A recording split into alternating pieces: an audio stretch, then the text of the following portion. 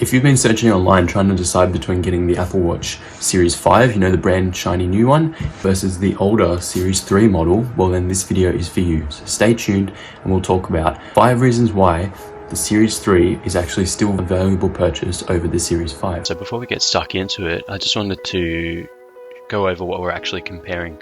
So these are the Series 3 models here. The one that we're looking at today, which is the one that I own, is this one here, the 42mm.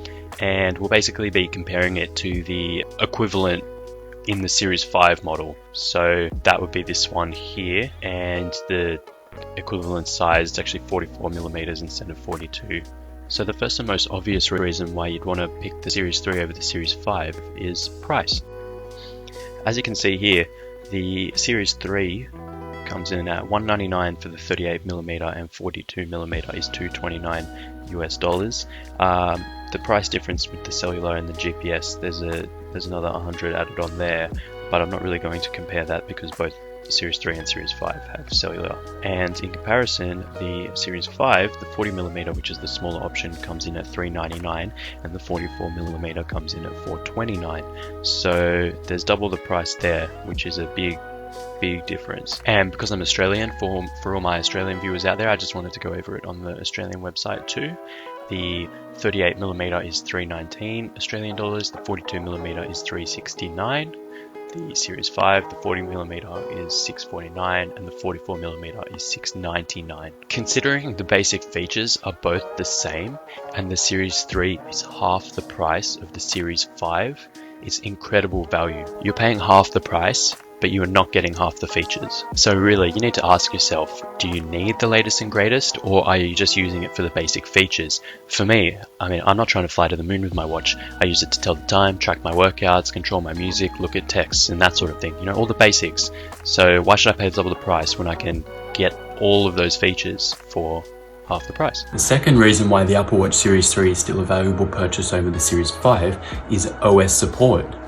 Normally, when hardware becomes outdated, companies stop supporting software upgrades for it. However, this hasn't really been the case for the Apple Watch. The latest OS, watchOS 6, is not only supported by the Series 3, but is still supported by the Series 1. The Series 1 was released in 2015 and is still supported 5 years later. So we can estimate that the Series 3, which was released in 2017, will at least be supported for another 3 years. Before we move on to reason number 3, I just wanted to quickly interrupt and say, if you're enjoying my video and enjoying my content, then please subscribe. It means a lot in terms of the YouTube algorithm and me being able to make more content and more tech videos for you guys.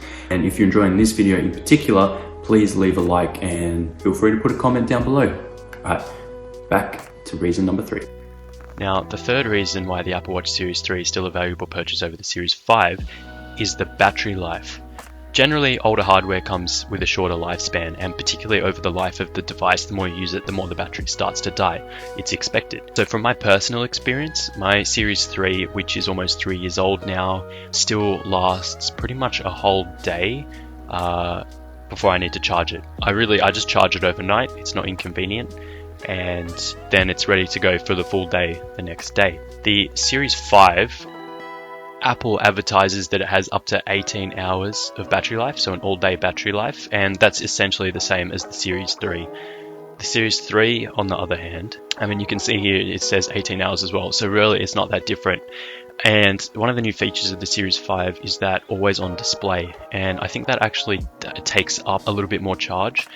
It has more features, right? So even though the battery might be a little bit better, it's just consuming more battery overall day to day.